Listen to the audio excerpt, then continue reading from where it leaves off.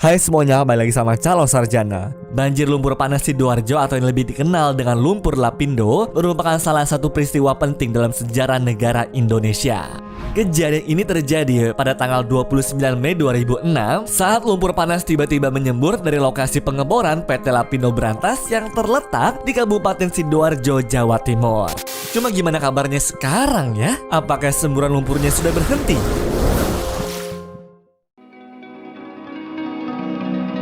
Kejadian lumpur Lapindo yang terjadi di Sidoarjo, Jawa Timur ini merupakan salah satu bencana nasional, guys.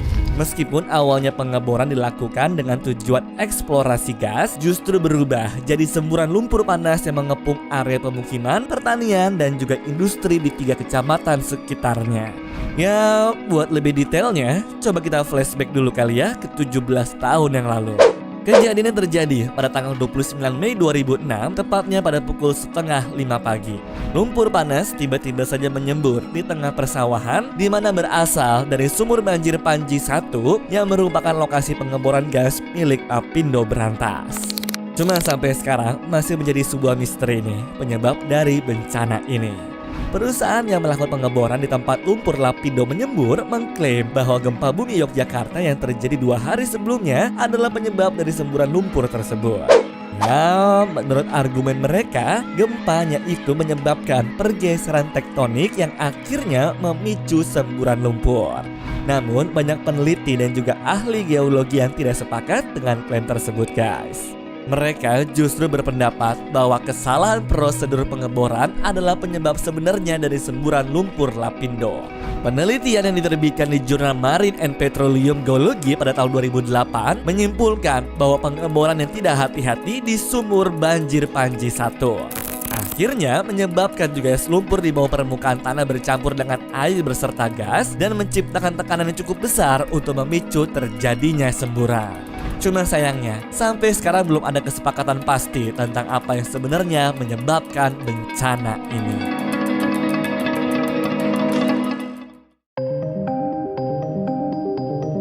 Pada saat mulai menggali, mereka percaya kalau harta karun berupa minyak dan juga gas alam berada pada kedalaman sekitar 2.590 meter. Nah, saat mulai menggali, mereka memasang semacam tabung casing untuk mencegah tanah runtuh dan merusak lubang. Awalnya mereka sudah memasang beberapa pipa pelindungnya, guys. Tetapi ketika mencapai kedalaman sekitar 1090 meter, perusahaannya berhenti memasang pipa pelindung.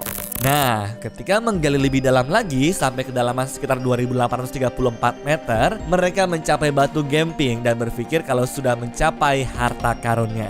Namun ternyata ini adalah kesalahannya, karena sebenarnya harta karun yang mereka cari berada di tempat yang berbeda dan mereka baru saja menggali di tempat yang salah. Batu gamping ini berpori-pori dan lumpur yang digunakan untuk mencegah tanahnya runtuh sebenarnya justru meresap ke dalam lubang-lubang itu. Karena kehilangan lumpur ini, tekanan di dalam lubang pengeboran menjadi tidak seimbang sehingga lumpur dari dalam tanah berusaha menerobos keluar. Mereka mencoba mencegahnya dengan menutup lubang bor, tapi tekanan dari dalam tanah yang sangatlah kuat, guys, dan mencari jalan keluar lain melalui retakan-retakan alami di tanah. Sampai akhirnya terjadilah semburan lumpur yang masih tidak berhenti sampai sekarang. Orang-orang di seluruh dunia berpendapat bahwa kesalahan pengeboran ini adalah penyebab utama terjadinya bencana. Nah, buat kalian tahu juga nih, guys, saat pertama kali terjadi bencana tersebut, volume lumpur yang keluar dari sana mencapai 5.000 meter kubik per harinya. Kemudian, pada tahun 2008, semburan lumpur meningkat drastis menjadi 100 meter kubik per harinya. Bahkan, berdasarkan data yang ada hingga 2021, perkiraan volume total lumpur yang keluar dari sana berkisar antara 30 juta hingga 50 juta meter kubik. Volume ini, guys, setara tuh dengan 12.000 hingga 20.000 kolam renang Olimpiade. Ya, sampai saat ini volume total lumpur yang keluar dari semburan akan terus bertambah selama semburan lumpurnya berlangsung. Dan belum ada juga yang bisa memprediksi kapan semburannya akan berhenti.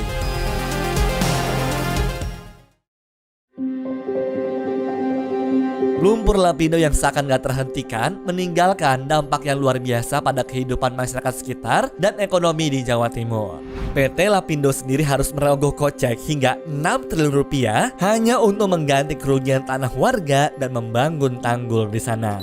Bayangkan, sampai Mei tahun 2009 mereka terus berusaha memadamkan lumpur ini. Awalnya, lumpur yang mengalir seperti sungai mengenangi 4 desa dengan ketinggian mencapai 6 meter yang menyebabkan penduduknya harus diungsikan. Seenggaknya, lebih dari 8.200 jiwa harus dievakuasi dan sekitar 25.000 jiwa juga diungsikan. Ya, lumpur ini tampaknya nggak memandang bulu guys. Soalnya sebanyak 10.426 unit rumah dan 77 unit rumah ibadah pun harus ikut terendam. Terus kalau kita bicara soal lahan dan juga ternak, sampai Agustus 2006 saja sudah ada lahan tebu seluas 25,61 hektar dan lahan padi seluas 172,39 hektar yang terdampak olehnya. Belum lagi katanya 1.605 ekor unggas, 30 ekor kambing, 2 sapi, dan 7 ekor kijang harus menyerah di hadapan sang lumpur. Lalu bukan hanya masyarakat biasa, sektor industri pun terkena getahnya karena sekitar 30 pabrik harus hentikan produksi dan ribuan pekerja jadi korban PHK. Semburan lumpur ini pun berdampak guys pada infrastruktur dan juga pelayanan publik seperti sekolah, kantor pemerintah, hingga jaringan listrik dan juga telepon yang tidak berfungsi. Dengan semua kerugian tersebut, PT Lapindo melalui Imam P. Agustino yang merupakan General Manager PT Lapindo Brantas mengatakan telah menyisihkan dana darurat sebesar 665 miliar rupiah untuk penanggulangan lumpurnya.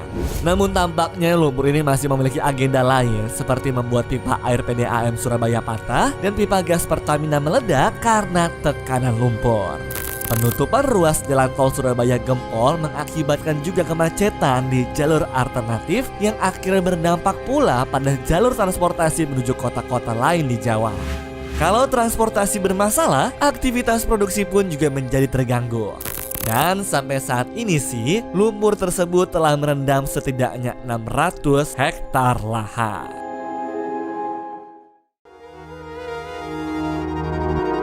Pemerintah Indonesia dan PT Lapindo Brantas telah berusaha menanggulangi semburan lumpur lapindo dengan berbagai cara. Cuma sayangnya, cara-cara tersebut dianggap terlalu lambat dan terlalu berfokus pada pertanggungjawaban hukum daripada penanggulangan bencana.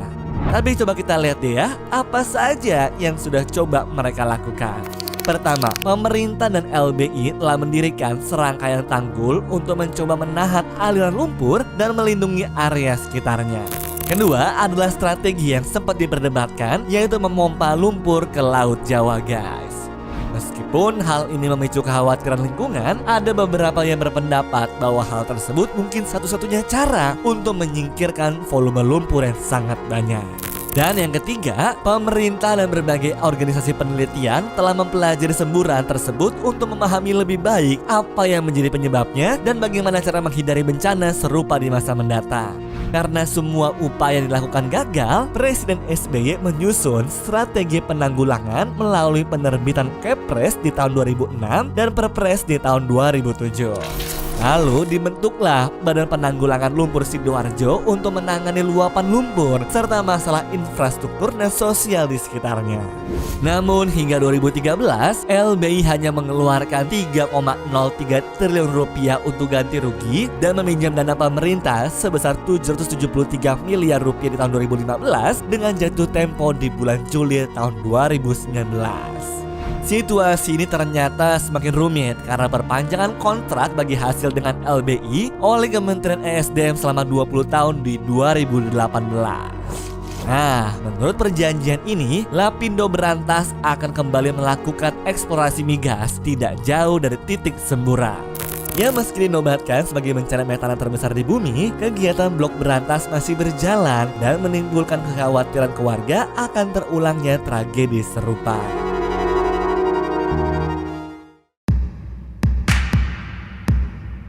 Kelompok tim peneliti ternyata nih guys telah menemukan sesuatu yang spesial di dalam lumpur Lapindo di Sidoarjo. Mereka menemukan sesuatu yang disebut sebagai logam tanah jarang. Ini adalah jenis logam yang sangat berharga dan jarang ditemukan dimanapun guys.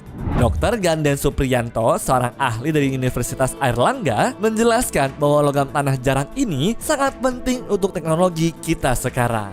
Logam tersebut digunakan dalam banyak hal seperti pembuatan pesawat luar angkasa, lampu berenergi tinggi, dan juga benda yang disebut sebagai semikonduktor. Bahkan menurut dirinya, logam tanah jarang ini sangatlah mahal karena lebih berharga daripada emas dan juga platina. Lalu, hasil penelitian Dr. Ganden ada dua jenis logam yang sangat berharga nih guys, yaitu lithium dan juga scandium. Lithium digunakan tuh untuk membuat baterai, khususnya baterai untuk mobil listrik. Sedangkan scandium digunakan untuk membuat lampu berteknologi tinggi dan juga semikonduktor. Harapannya sih dengan adanya penemuan ini teman-teman bisa sangat bermanfaat lah untuk teknologi di masa depan. Cuma belum ada berita lebih lanjut ya akan diapakan lumpur di sana guys. Semoga aja semuanya bisa diselesaikan deh ya. Anyways, cukup sampai di sini ya guys video hari ini. Sampai jumpa di video selanjutnya. Dah.